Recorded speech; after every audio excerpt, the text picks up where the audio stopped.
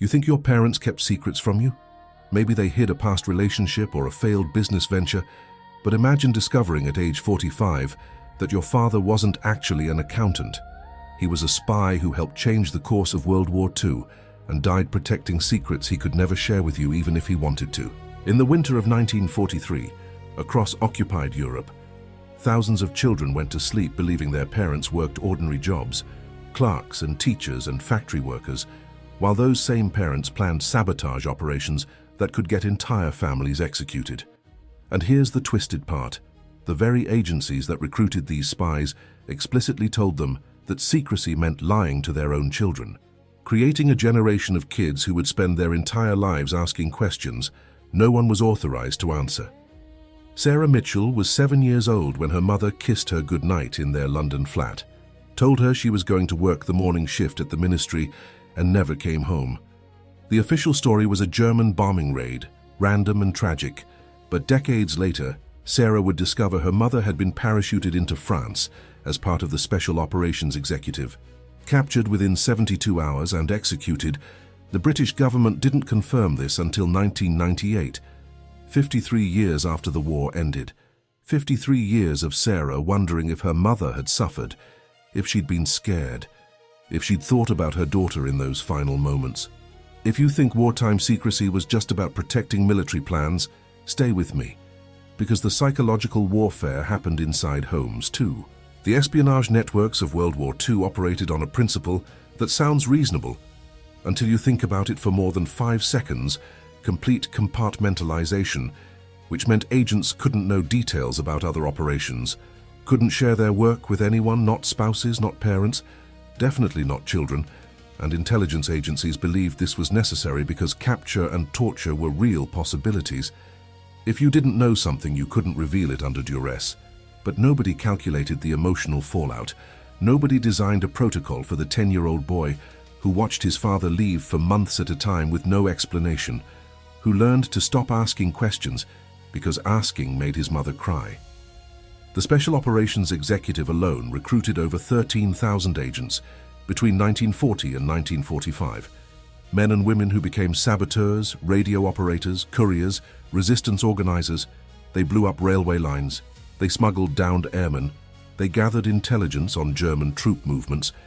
And they did all of this while pretending to their families that they worked desk jobs in various government ministries. Some of them used their real names. Some adopted cover identities so thorough that their own children didn't know their parents' actual birthdays or hometowns. Imagine being 12 and realizing you don't actually know where your mother grew up because the story kept changing, and she'd get this distant look in her eyes when you pressed for details. Here's where it gets darker. Some children were used as cover. Intelligence services actively recruited married couples with children because a family looked innocent, beyond suspicion. So kids became unwitting props in espionage operations. Their school schedules used to plan dead drops. Their birthday parties providing cover for meetings with handlers. These children had no idea they were part of the operation. No idea that the nice uncle who sometimes visited wasn't really an uncle at all. And when those operations went wrong, when parents were arrested or killed, the children were left with fragments of truth and decades of confusion. Let me tell you about Klaus Fuchs's daughter.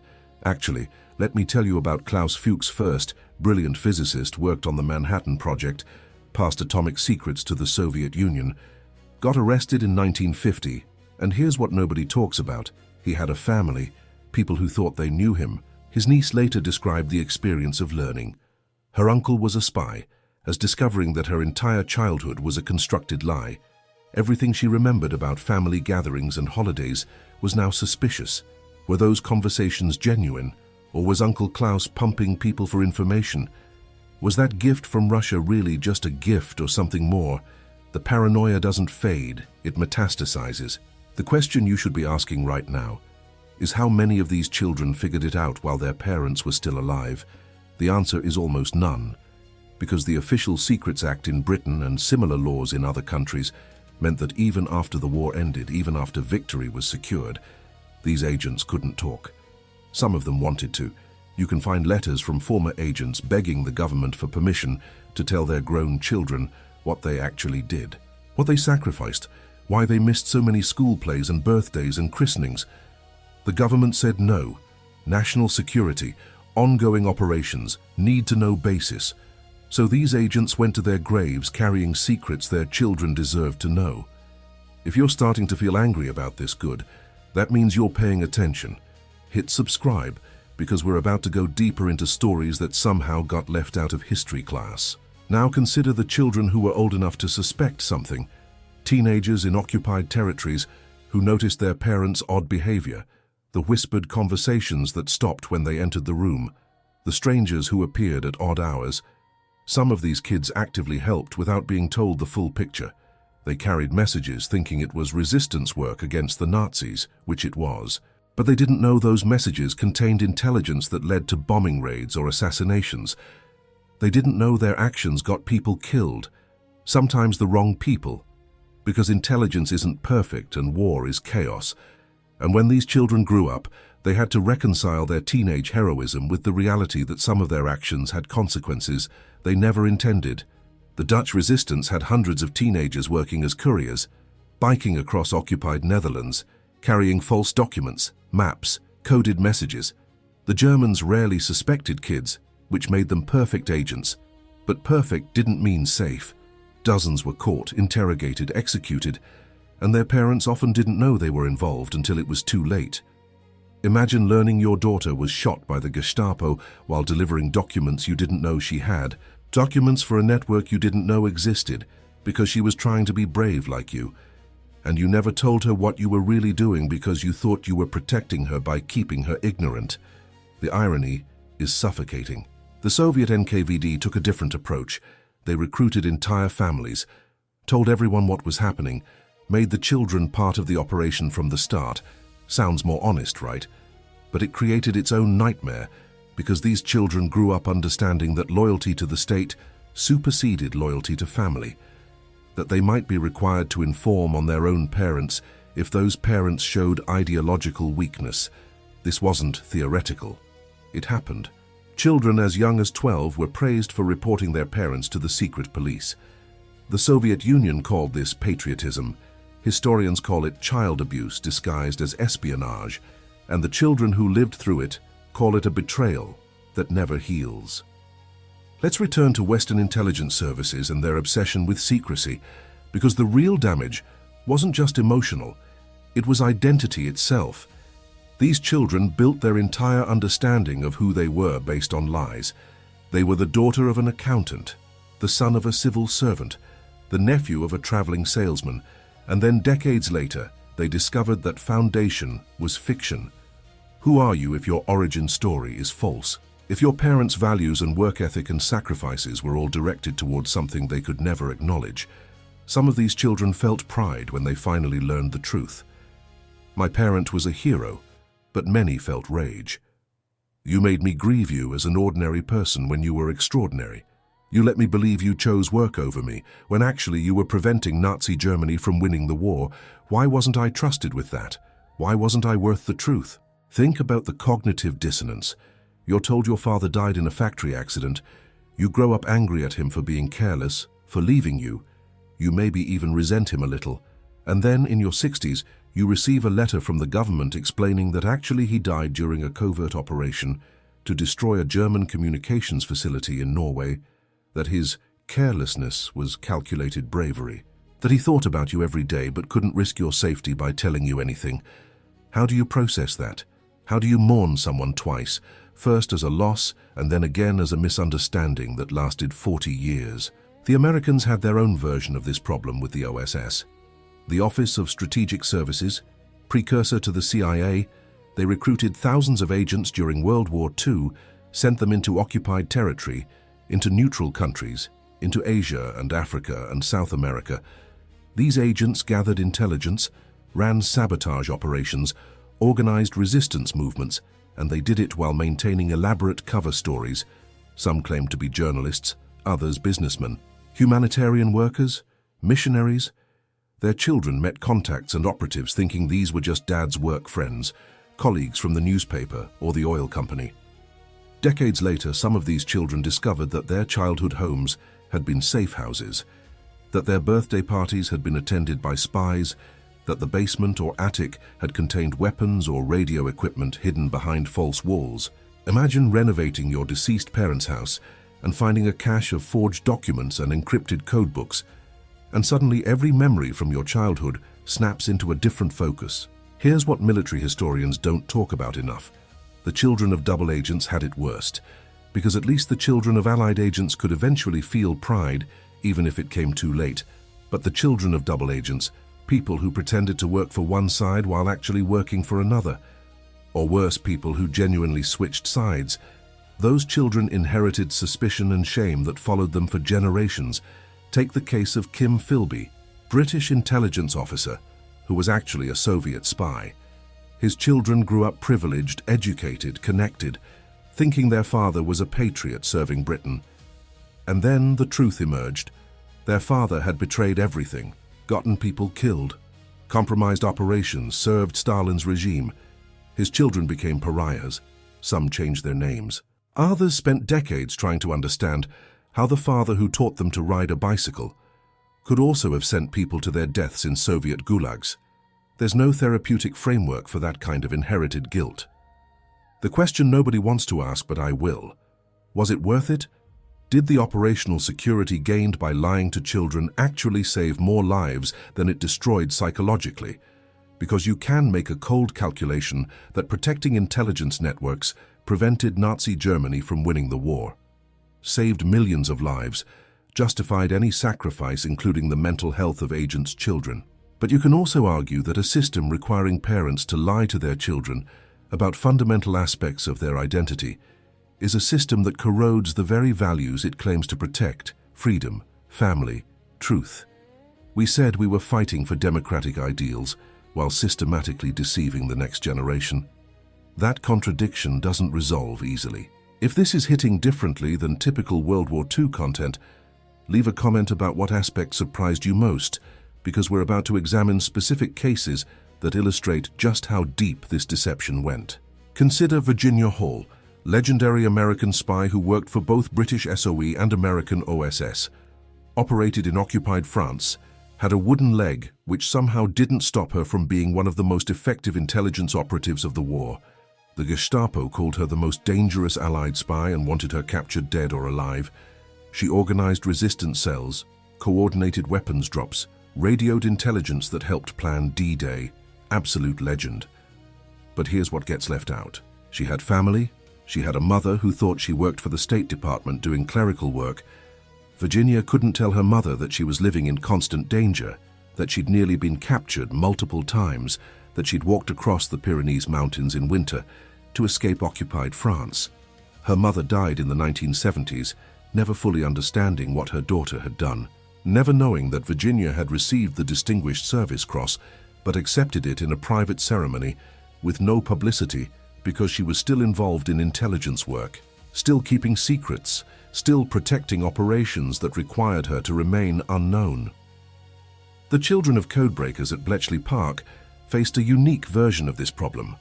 Their parents helped break Enigma and other German codes, work that shortened the war by an estimated 2 years, saved countless lives, involved brilliant mathematics and linguistics and early computing. But those workers signed the Official Secrets Act and took it seriously. Many of them never told their children even decades after the war, even after the Bletchley Park story became public. They'd internalized the secrecy so completely that they couldn't break it even when legally allowed to. Their children would ask, "What did you do during the war?" "Mum," and these women who had done extraordinary intellectual work shaping history would say, "Oh, I was just a clerk. Filed papers mostly, boring really." Imagine being the daughter who only learned at your mother's funeral when former colleagues came to pay respects and started sharing stories about her genius, about the codes she broke, the lives she saved, and you realize you spent 50 years thinking your mother was intellectually ordinary when she was actually brilliant. The psychological term for this is ambiguous loss, when you know someone is gone but don't have complete information about how or why.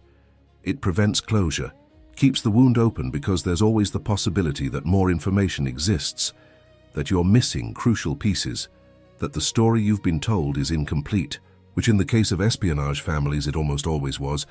Children of World War II agents often describe feeling like they're living in a mystery where the detective never shows up, where clues exist but aren't accessible, where the ending is known but the middle remains obscure. This creates a specific kind of grief that doesn't follow normal patterns. You can't move through stages of mourning when you're still discovering basic facts about the person you're mourning decades after their death. Think about the operational reality. Intelligence agencies kept files on their agents, detailed reports of missions, successes and failures, personal observations, psychological assessments, and these files remained classified for 50, 60, 70 years, which meant children requesting information about their deceased parents were told no. National security. Still sensitive, maybe in another decade, so they waited, and they aged and some of them died before the files were finally opened, never getting answers, never achieving closure. The bureaucracy of secrecy outlasted the human need for truth, and nobody in government seemed to think this was a problem worth solving. Here's where it connects to broader patterns. World War II was called the last good war, the necessary war, the war against pure evil where moral clarity was absolute, and that narrative is largely true. Nazi Germany needed to be stopped. Imperial Japan needed to be defeated. But that moral clarity at the geopolitical level doesn't translate neatly to individual families. It doesn't make it okay that children were lied to, that families were fractured. That psychological damage was inflicted on people who did nothing wrong except be related to spies. You can believe the war was necessary and also believe the human cost included damage we never properly acknowledged or addressed. The children who figured it out partially, who suspected but couldn't confirm, might have had the worst experience of all, because suspicion without proof creates paranoia. You start questioning everything. Was that family vacation really a vacation? Or was it cover for an operation? Was Dad really visiting his sick brother? Or was that a code phrase? Did Mom actually like gardening? Or was that an excuse to meet contacts outdoors where conversations couldn't be recorded? Once you start doubting the narrative of your childhood, you can't stop. Every memory becomes suspect, every explanation potentially false, and there's no way to verify because the person who knows the truth either can't tell you or is dead. Let me tell you about post-war intelligence work and how it made everything worse. Many World War II agents continued working in intelligence through the Cold War, which meant their secrecy didn't end in 1945. It extended for decades. Their children grew up during the 50s, 60s, 70s, thinking their parents had boring government jobs when actually they were running operations against the Soviet Union, conducting espionage in Eastern Europe, managing defectors. And this means some of these children still don't have the full story. Files remain classified, operations remain sensitive, the waiting continues. Imagine being 70 years old and still trying to understand what your parent did during your childhood, still being told that national security prevents disclosure, still living with questions no one will answer. The irony that should make you uncomfortable: we fought World War II partially in defense of truth and democracy, against totalitarian lies, and yet we built intelligence systems that required systematic lying to our own children. That's not hypocrisy exactly. It's the messy reality that fighting monsters sometimes requires adopting monstrous methods. But we should at least be honest about that cost, about what we sacrificed beyond the soldiers who died in combat. We sacrificed the trust between parents and children. We sacrificed the ability of families to know their own history, and we did it believing the trade-off was necessary. Maybe it was, but that doesn't make it painless, and it doesn't release us from the obligation to acknowledge what was lost. If you've stayed with me this far, you understand this isn't just a World War II story. It's a story about the price of secrecy, about institutional priorities overriding human needs, about how national security and family truth sometimes conflict in ways we haven't resolved. Consider subscribing if this kind of historical analysis interests you, because standard textbooks don't cover this angle. They don't talk about the emotional casualties of espionage, the children who inherited confusion and grief and questions that couldn't be asked, let alone answered. They don't examine how the very agencies that recruited these agents failed to plan for the aftermath, failed to create systems for eventual disclosure, failed to prioritize the psychological well-being of operatives' families, and that failure has consequences that ripple through generations. Remember Sarah Mitchell from the beginning. the 7-year-old whose mother never came home. When Sarah finally learned the truth in her 60s, she felt simultaneous pride and rage, pride that her mother had been brave, had fought fascism, had died for something meaningful. But rage that she'd spent 53 years believing a lie, that she'd mourned an ordinary death when the real death was extraordinary, that nobody thought she deserved to know. The British government apologized, sort of. They said policies were different then. Secrecy was paramount. Surely she understood, and Sarah said, "No, actually, I don't understand. I don't understand why my need to know my mother's story was less important than bureaucratic inertia. I don't understand why files stayed closed decades after any operational security justification evaporated. I don't understand why you think sorry is sufficient." The children who helped their parents unknowingly face a different kind of reckoning. They'll discover they were couriers for intelligence networks, that the packages they delivered contained documents that led to military operations, that their innocent participation facilitated outcomes they couldn't have imagined. Some feel pride about this. I helped defeat the Nazis even as a child. Others feel used, manipulated by adults who should have protected them from such burdens. Both reactions are valid. Both deserve acknowledgement.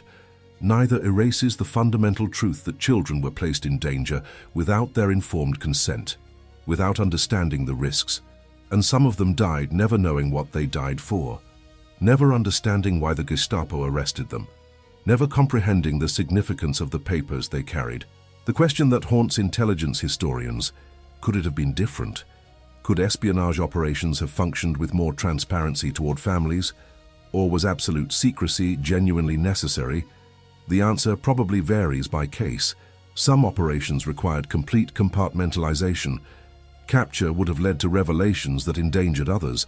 But other operations, many operations, the level of secrecy extended beyond operational necessity into cultural paranoia, into institutional inertia, into bureaucrats protecting their authority to classify information rather than protecting legitimate security interests. Distinguishing between those categories requires judgment calls, requires weighing security against human cost, and intelligence agencies systemically favored security every time, never asking whether the scale was balanced, never calculating the psychological price paid by families, never considering that maybe some operational risk was worth accepting if it meant children could know their parents. Think about what this means for how we remember World War II. We've built monuments to soldiers, honored their sacrifice, created museums and memorials and ceremonies, all justified and important. But where's the memorial for the children of spies? Where's the recognition for the families who lost parents to secret operations and then weren't allowed to grieve publicly, weren't given the truth, weren't acknowledged as having made a sacrifice themselves? Their sacrifice was involuntary, was invisible, was bureaucratically denied for decades. But it was real. The broken trust was real. The unanswered questions were real. The grief complicated by secrecy was real.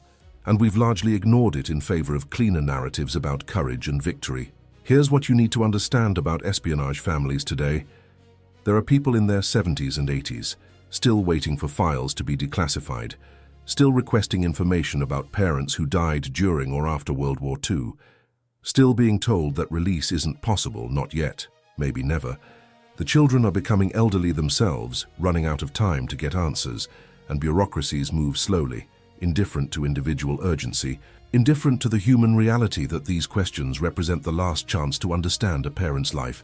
Before the questioner dies, history becomes bureaucratic process, and process grinds forward at its own pace, unconcerned with the mortality of the people waiting for resolution.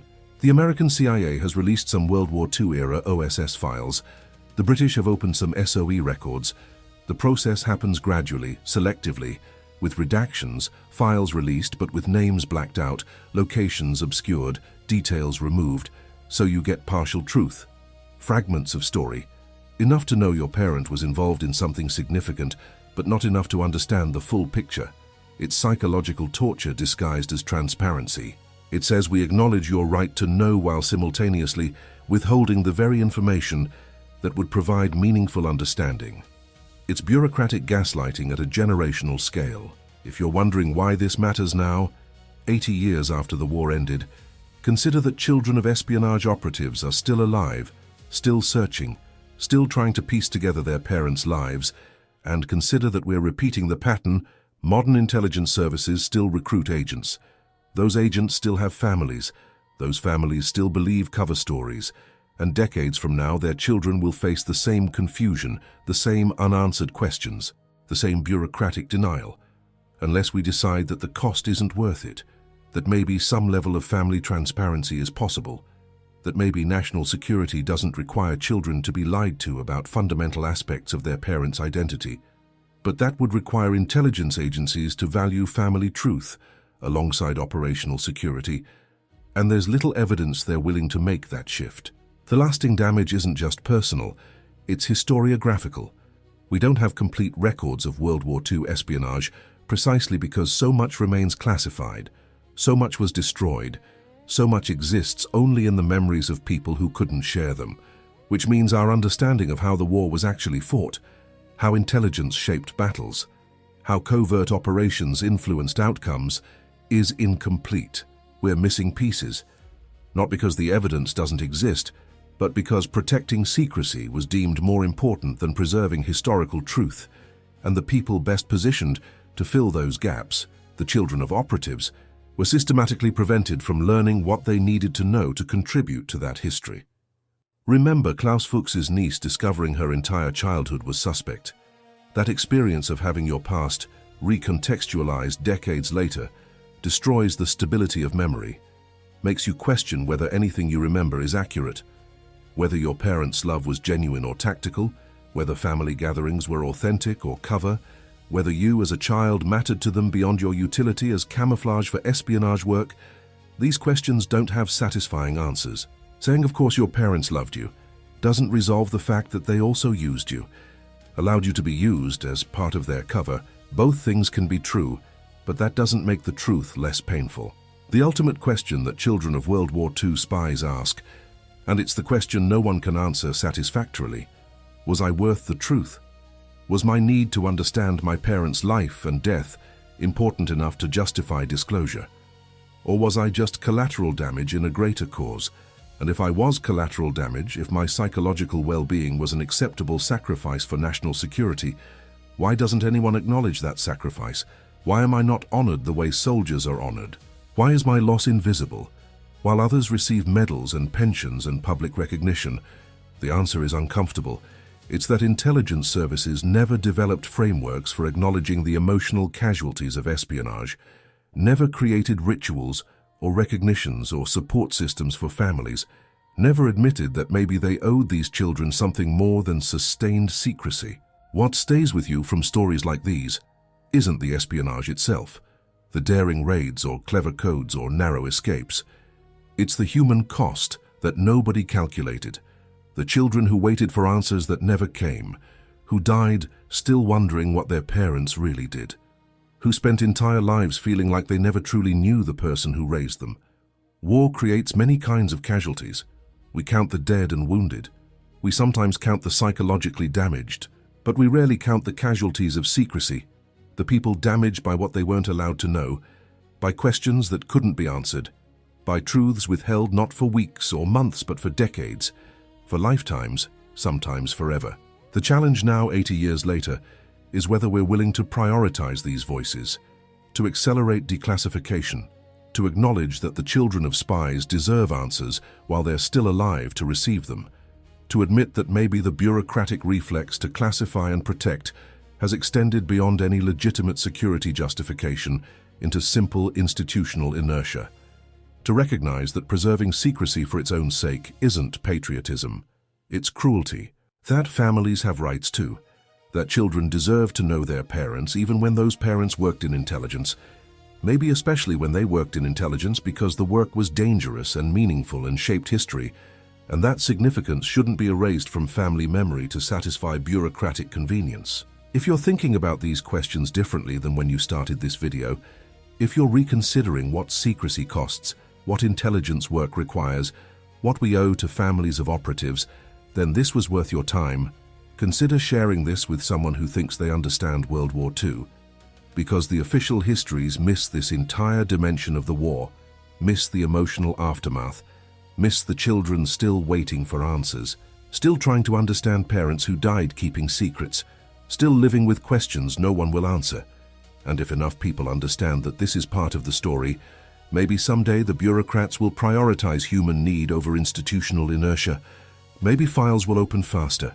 Maybe the last of these children will get answers before it's too late. Maybe we'll finally acknowledge that espionage has casualties beyond the operatives themselves, that families pay prices too, that children deserve truth even when their parents worked in shadows. But that requires caring enough to demand change, to pressure intelligence agencies, to insist that 80-year-old secrets can finally be revealed, to say that the children of World War II spies have waited long enough and deserve answers while they're still alive to receive them. The question is whether we collectively care enough to make it happen, or whether we'll let this generation die still wondering, still asking, still living with questions no one answered. The question you're probably asking yourself right now is whether this pattern of secrecy and unanswered questions was unique to World War II, or if it revealed something deeper about how intelligence agencies fundamentally operate. And the uncomfortable answer is that the children of World War II spies were just the first generation in a pattern that continues today, because the institutional logic that justified lying to 7-year-olds in 1943 is the same logic that justifies it now. Nothing changed except our awareness that maybe this system is broken, maybe it always was, and maybe the people running intelligence services in the 1940s knew they were creating psychological casualties, but decided the trade-off was acceptable without ever asking the families if they agreed to be sacrificed. Consider what happened after the war ended in 1945.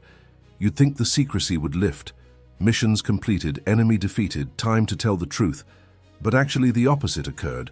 The Cold War began almost immediately. Many World War II intelligence operatives transitioned directly into anti-Soviet work. Their covers remained active. Their lies continued. Their children still didn't know. And now the justification shifted from "we're fighting Nazis" to "we're fighting communists." Different enemy, same secrecy, same psychological damage to families, except this time it lasted 45 years instead of 6. Imagine being a child in 1945 thinking Dad's secret work would finally be explained now that the war is over, and instead, the secrets deepen. The lies become more elaborate.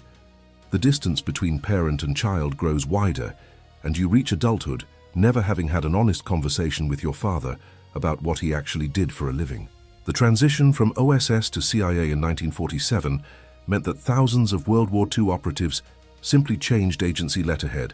Their missions continued, their families remained in the dark, and when some of these operatives died in the 1950s and 60s during Cold War operations, their children were told the same lies. Heart attack, car accident, disappeared on a business trip.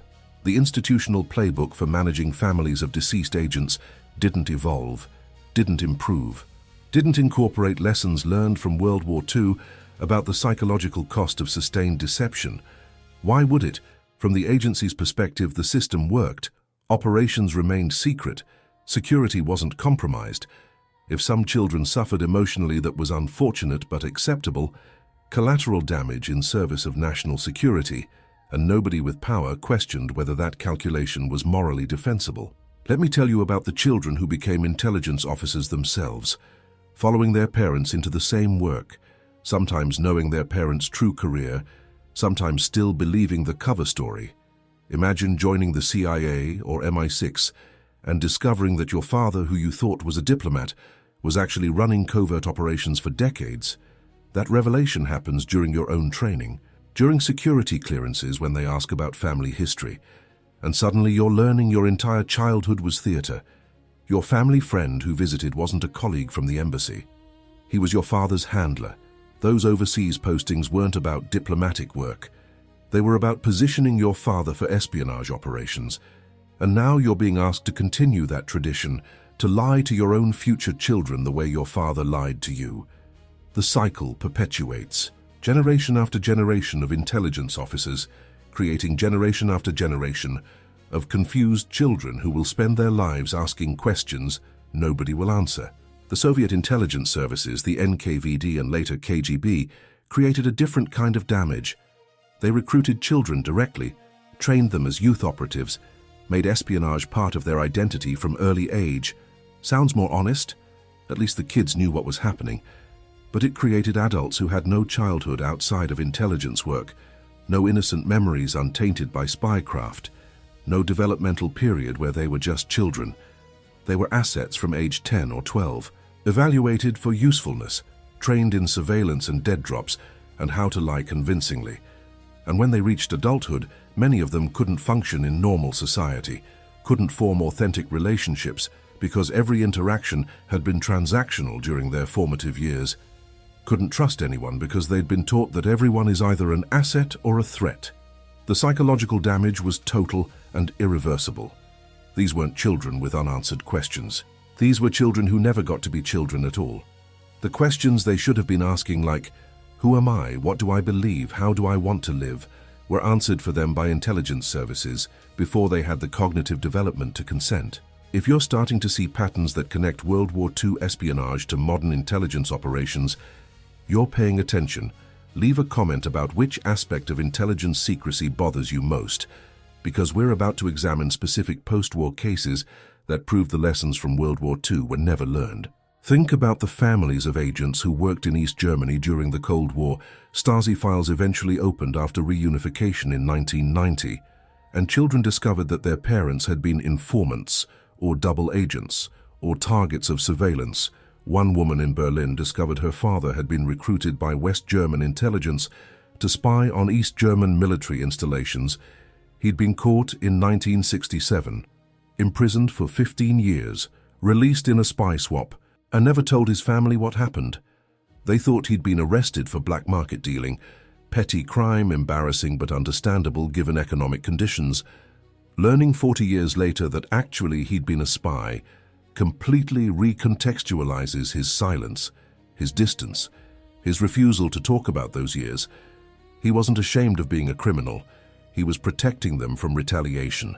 Or maybe he was protecting himself from having to explain why he'd risked his family's safety for intelligence work. Both explanations leave his daughter with more questions than answers. The children of double agents face the most complex psychological terrain because their parents' actions often resulted in deaths, in betrayed operations, in colleagues executed or imprisoned, and when the truth emerges, these children inherit guilt by association. They're asked to reconcile loving their parent with knowing their parent caused suffering to others. There's no roadmap for that, no therapy protocol, no support group. They're alone with the knowledge that their father or mother didn't just keep secrets, they actively harmed people. And whether that harm was justified depends on your perspective on the Cold War, on which side you think was right, on whether you believe espionage for the Soviet Union was treason or ideological commitment. And children don't get to choose which side they were born into. They just inherit the consequences. Consider what happened to Aldrich Ames's children. High-level CIA officer who spied for the Soviet Union got arrested in 1994. His betrayals led to the deaths of multiple agents. His son was in college when it happened. Imagine that phone call. Your father isn't who you thought he was. He's been arrested for espionage. He caused people to die. The media is calling him a traitor. Your name is now permanently associated with betrayal. You didn't do anything wrong, but you'll spend your life explaining that you're not your father, that you didn't know, that you're horrified too. The assumption of innocence doesn't apply to families of traitors. People assume you must have known, must have suspected, must have benefited somehow, and proving your innocence requires revealing intimate details of your family life to demonstrate you were deceived too. Your privacy becomes public property. Your grief becomes spectacle. The children who learned the truth through media reports rather than family disclosure face unique trauma. Imagine turning on the television and seeing your father's face, learning he was a spy not from a quiet family conversation, but from CNN or BBC, learning he's dead not from officials visiting your home, but from a news crawler at the bottom of the screen. This happened. Children of intelligence operatives sometimes learned of their parents' death or arrest through public reporting, because agencies couldn't locate family members quickly enough, or because the operations were so compartmentalized that the agency didn't know the operative had children, or because someone leaked information to the press before proper notification could occur. The informational chaos compounds the grief. There's no ritual for processing loss when you learn about it, the same way millions of strangers do. No privacy for mourning, no control over the narrative. Here's a question that should make you uncomfortable. How many children of World War II spies are still alive today? Doing the math, if you were born in 1940 to a parent who was 30, you'd be 85 now. That's the tail end of the generation.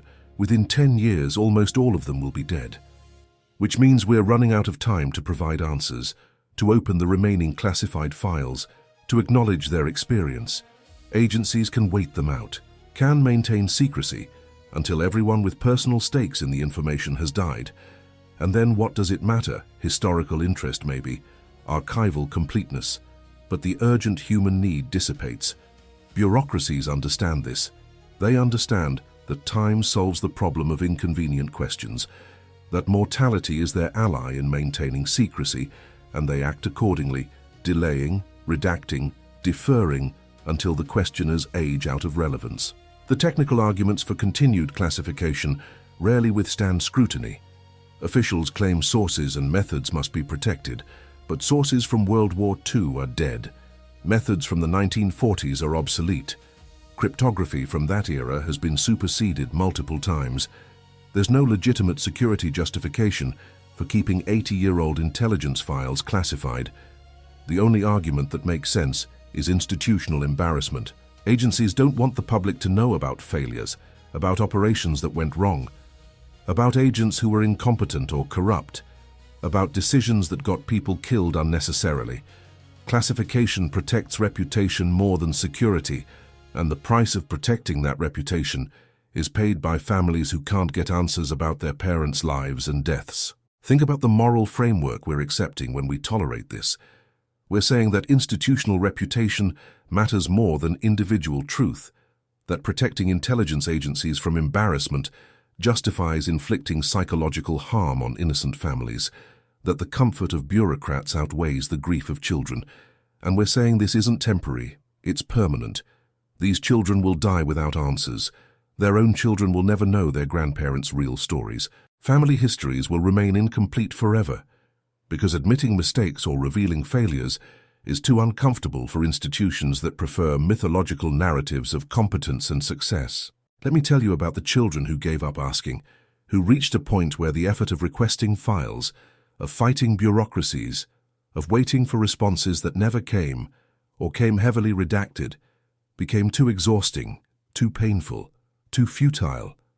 These people stopped asking not because they stopped caring, but because the system defeated them, wore them down, made them understand that their individual need would never override institutional inertia.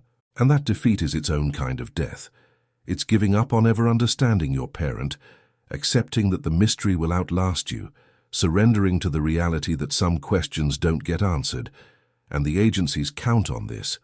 Count on attrition, count on people giving up, because every person who stops asking is one less problem to manage. The children who became activists, who formed organizations demanding declassification, who lobbied politicians, who filed Freedom of Information Act requests, who gave media interviews, these people refused to accept bureaucratic inertia. They turned personal grief into political pressure, and they've achieved some success. Some files have opened, some truths have emerged, but it's not enough. It's never enough because the agencies release information selectively, strategically, with redactions that remove the most meaningful details.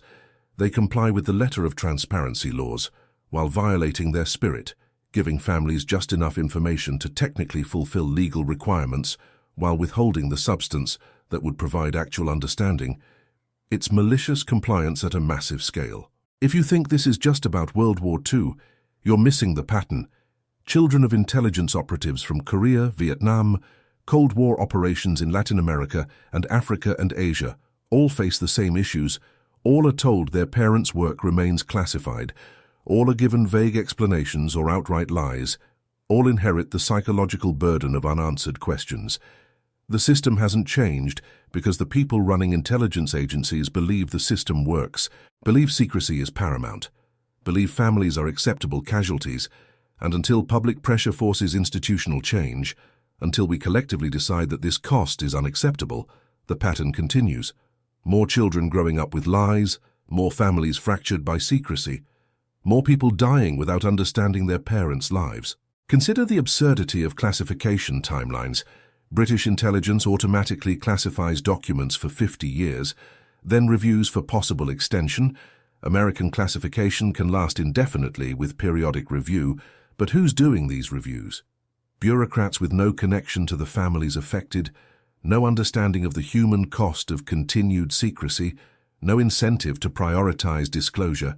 Their performance isn't measured by how many families they reunite with truth. It's measured by how well they protect classified information.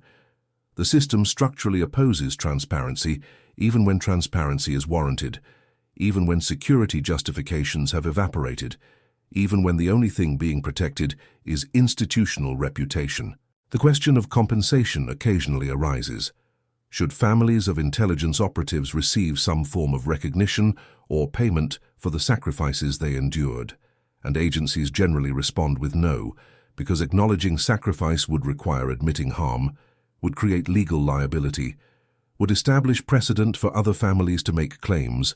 Better to maintain the position that no harm was done, that secrecy was necessary, and families should understand that. That patriotism requires sacrifice without compensation. It's a circular logic that protects institutions while abandoning individuals, and it only works because families lack political power, lack organization, lack the resources to challenge well-funded government agencies in court. Let me tell you about the children who learned their parents' stories from former colleagues, rather than official sources.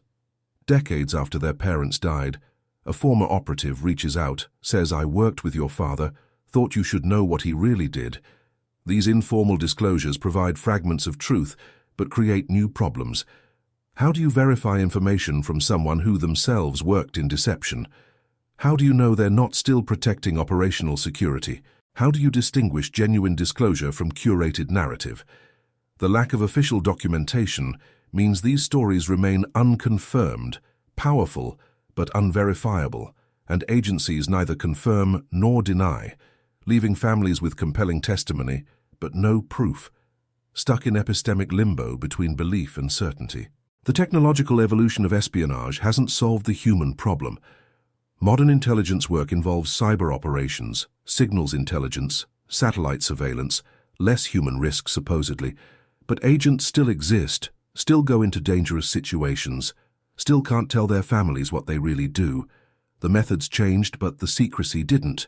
Children of current intelligence officers face the same deceptions their grandparents faced in World War II, the same cover stories, the same lies, the same unanswered questions. Technology advanced, but institutional culture didn't. We have better tools for spying, but no better framework for treating families humanely. It's moral stagnation disguised as operational continuity. Think about what this does to trust in institutions more broadly. If intelligence agencies systematically lie to families, systematically prioritize secrecy over human welfare, systematically fail to provide answers even decades after operational necessity has ended, why would anyone trust them about anything? The intelligence community wonders why they face public skepticism, why conspiracy theories flourish, why people assume the worst about government operations. And the answer is partially because you've demonstrated repeatedly that protecting institutional interests matters more than truth, that you'll lie to children and maintain those lies until the children die, that transparency is always your last priority. You've earned the distrust through decades of choosing secrecy over accountability. The children of agents who defected face multiplicative complexity. Their parents betrayed one country to help another. Those parents often received new identities, relocated families under protection programs, asked children to abandon their past, to lie about where they came from, to never contact friends or extended family. Imagine being 13 and being told you're now someone else. Your name is different. Your history is fiction. Everyone you knew is erased from your life. You can never go back, can never explain, can never achieve closure. And your parent can't fully explain why, because the details of their defection remain classified. You're expected to accept this massive disruption based on trust in a parent who is demonstrably living a lie. How do you develop a stable identity under those conditions? How do you form authentic relationships when your entire presented self is fabricated? How do you ever feel secure when you know everything can change again if intelligence agencies decide your family needs to be relocated? If this is fundamentally changing how you think about intelligence work and its human cost, subscribe so you don't miss future videos that challenge official narratives, because this story has more layers we haven't examined yet. The multi-generational impact deserves attention. Grandchildren of World War II spies grew up hearing vague stories. My grandfather did something important during the war, but we don't know what. Family mythology fills the gaps, sometimes accurately, often not. These grandchildren try to research their grandfather's service, hit classification walls, get frustrated, give up. The knowledge gap widens. Within another generation, the truth is completely lost. Great-grandchildren know nothing except that someone in the family served. The specifics disappeared into bureaucratic secrecy. Family identity and heritage are built on stories. When those stories are classified, the family loses part of its foundation, loses the ability to understand where they came from, what values their ancestors held, what sacrifices were made. It's cultural erasure through administrative indifference. The different treatment of military versus intelligence service reveals double standards. Soldiers receive public recognition, medals awarded in ceremonies, units honored, families told exactly where and how their loved ones died, memorials constructed, history preserved. But intelligence operatives get none of that. Their service remains hidden, their sacrifices unacknowledged, their families told nothing or given lies, and this creates justified resentment. If my father died fighting the same enemy as soldiers who receive honors, why is his death treated as shameful secret? Why does his family get silence while military families get truth and support? The only answer is that intelligence agencies prioritize secrecy over everything, including basic decency, toward families of their own operatives. Consider the children who discovered letters or documents their parents hid, who found code books in attics, forged passports in safety deposit boxes, encrypted diaries that can't be deciphered. These physical artifacts prove the parent led a secret life, but don't explain what that life entailed. You're holding evidence but lack context. You know your mother had 3 different passports under different names, but not why. You know your father wrote in code but can't read it, and agencies won't help you decrypt it. These discoveries generate more questions than answers, prove you were right to suspect, but provide no resolution. The impact on sibling relationships within these families often goes unexamined. Different children cope differently with unanswered questions. Some become obsessed with finding truth, others want to let it go. This creates conflict. The sibling who keeps pushing for information is seen as unable to move on. The sibling who accepts ignorance is seen as disloyal to the parent's memory. Families fracture over how to handle the shared trauma of not knowing. And these fractures are also casualties of intelligence secrecy. Brothers and sisters, divided by different approaches to the same wound, unable to grieve together because they can't agree on how to process incomplete information.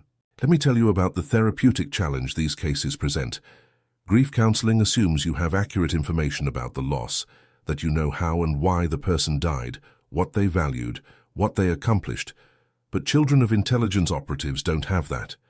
Therapists try to work with them and quickly realize the usual frameworks don't apply. How do you achieve acceptance when you don't know what you're accepting? How do you honor someone's memory when you don't know their real story?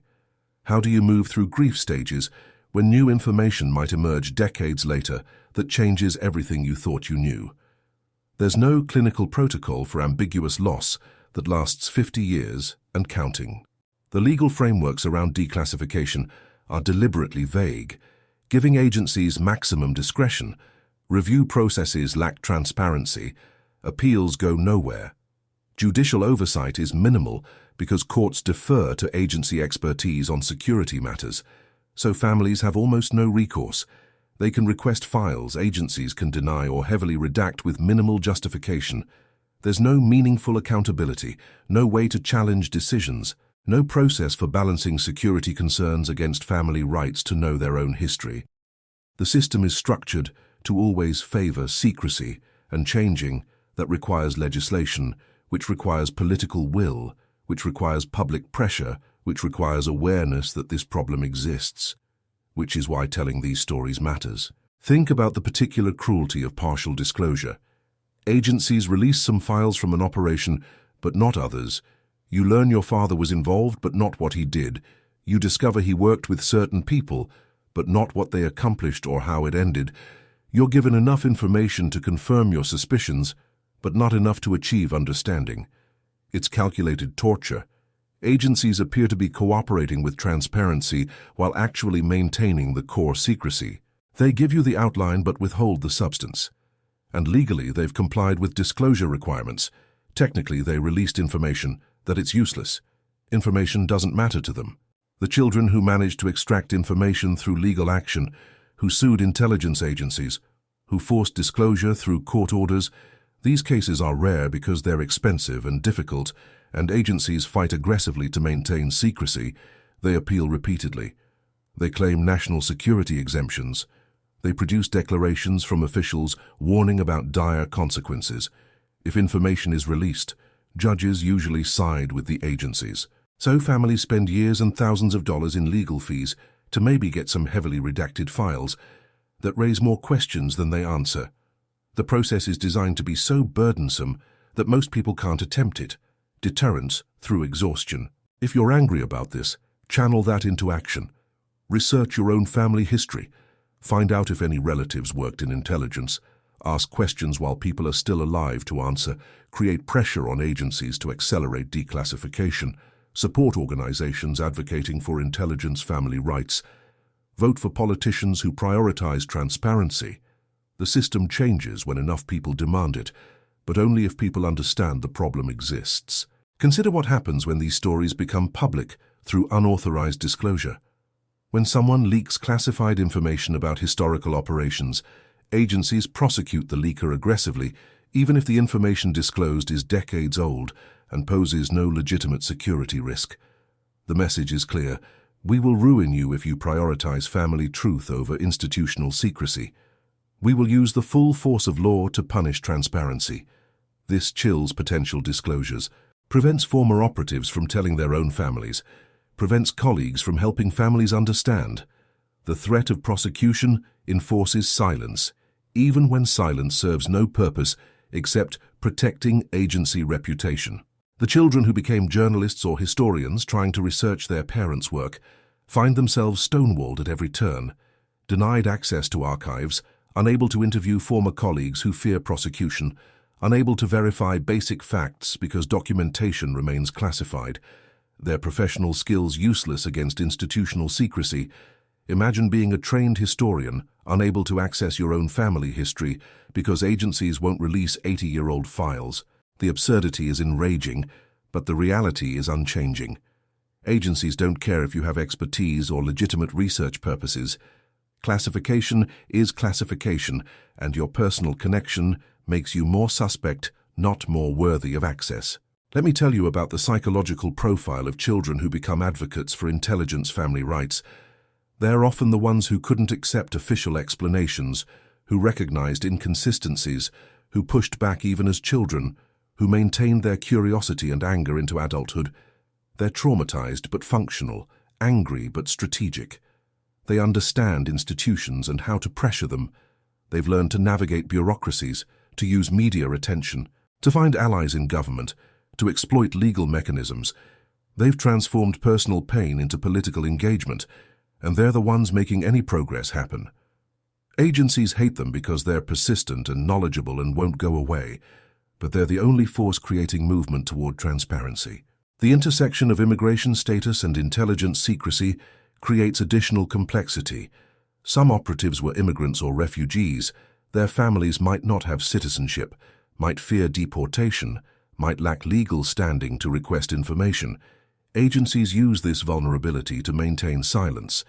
Families who could theoretically fight for disclosure choose not to because drawing attention to themselves risks their immigration status.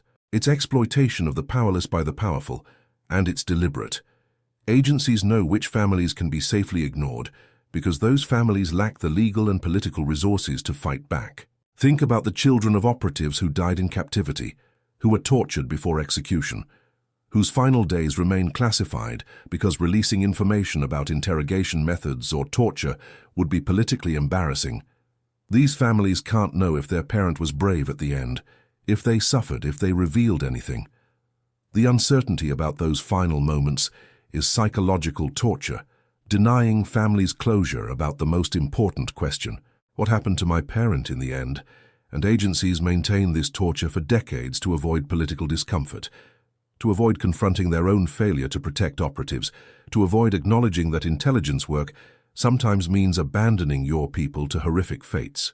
The mythology around intelligence work, the romantic spy narratives, the heroic portrayals in film and literature, all serve agency interests by making secrecy seem glamorous rather than cruel, by making families' suffering invisible, by suggesting that sacrifices are noble and willing when often they're neither. Children of operatives often hate spy movies because the reality bears no resemblance to fiction. Real espionage destroyed their families, left them with trauma and questions and anger. There's nothing romantic about it, nothing glamorous about lying to your children for their entire lives, nothing heroic about a system that discards families as inconvenient complications. If you've stayed with me through this entire exploration, you understand that this isn't peripheral to World War II history. It's central. It's part of how the war was fought, and part of what the war cost. And ignoring it means accepting an incomplete and sanitized version of history that serves institutional interests rather than truth. Share this with anyone who thinks they know the real story of World War II, because they don't. Nobody does. Too much remains classified. Too many families still don't have answers. Too many questions will never be resolved, because the people who know the truth are dead and the documents remain locked away. And that should bother you, should make you question what else we don't know, what else has been hidden, what else intelligence agencies consider more important than truth. The children of World War II spies are running out of time. Most of them will die without answers. And we're allowing that to happen through collective indifference to their plight, through accepting agency justifications for continued secrecy, through not caring enough to demand change. Maybe that's the real tragedy. Not that secrecy was necessary during the war, maybe it was, but that we've chosen to maintain that secrecy long after any justification evaporated, chosen to let these children die with their questions unanswered, chosen institutional convenience over human compassion.